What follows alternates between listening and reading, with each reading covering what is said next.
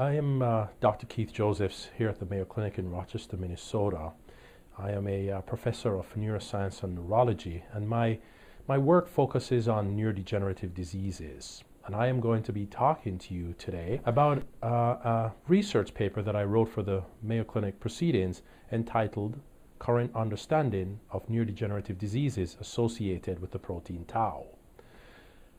Tau is a very important protein. It is associated with many neurological diseases, including Alzheimer's disease. This review, however, focused on diseases in which tau is thought to be the primary protein or the primary process that's causing or associated with neurodegeneration.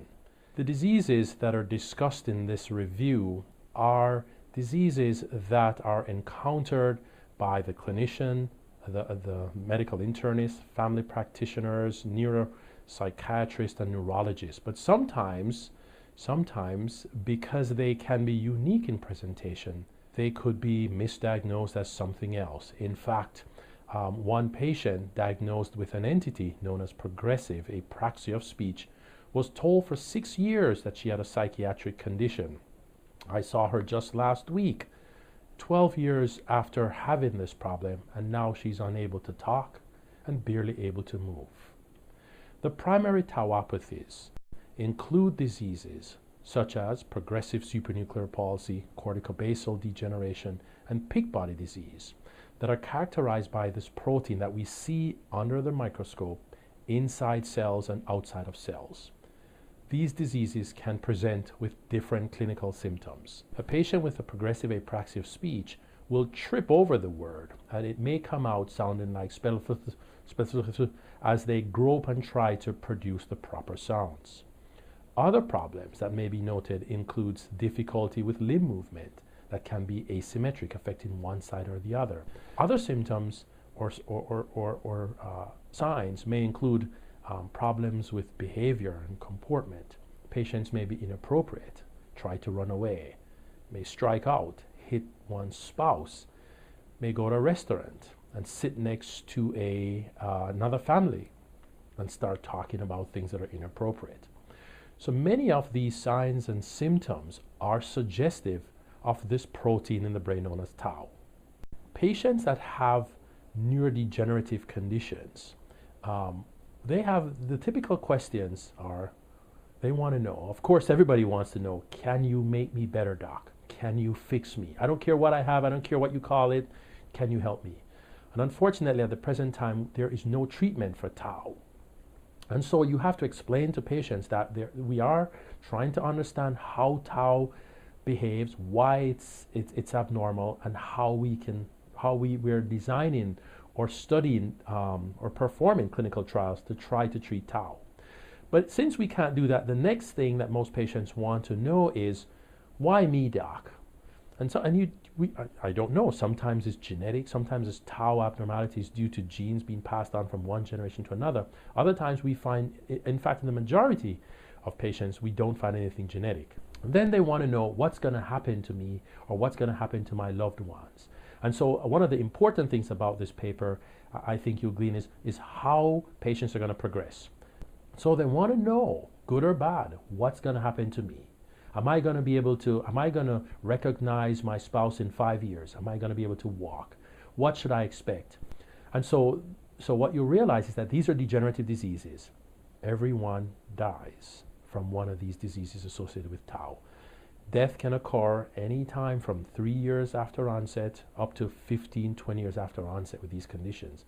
And I think it's important to understand the different clinical syndromes that you read about in this review and be able to tell patients what their prognosis is. When do you expect that they are going to be in a wheelchair and unable to walk?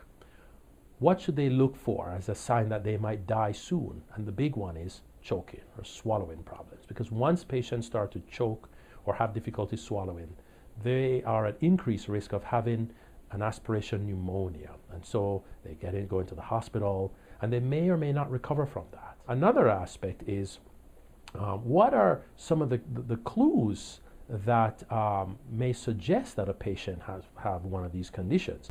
And so we talk about characteristics that you may see, for example, on an MRI scan, such as there's one that's called the pimple sign.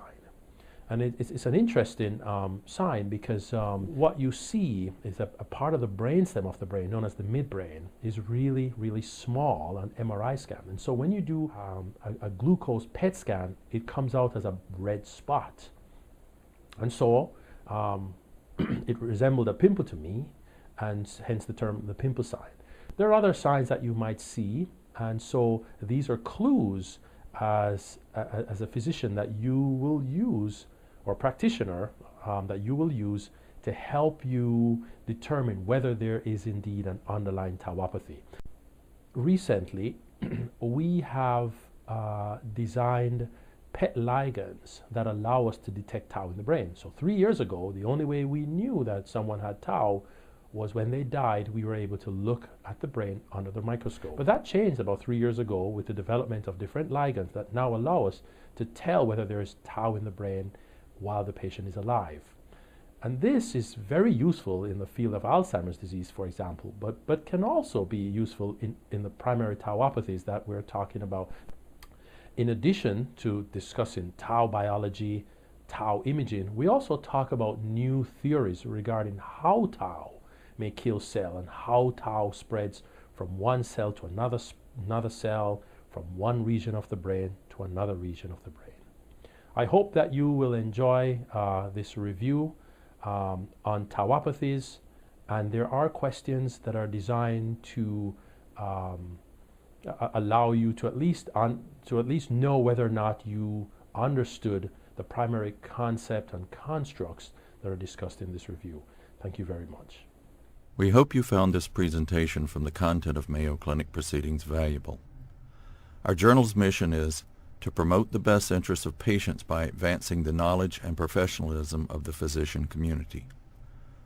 If you are interested in more information about us, our homepage is www.mayoclinicproceedings.org. There you will find access information for our social media content, such as additional videos on our YouTube channel or journal updates on Facebook. You can also follow us on Twitter. More information about healthcare at Mayo Clinic is available at www.mayoclinic.org. This video content is copyrighted by Mayo Foundation for Medical Education and Research.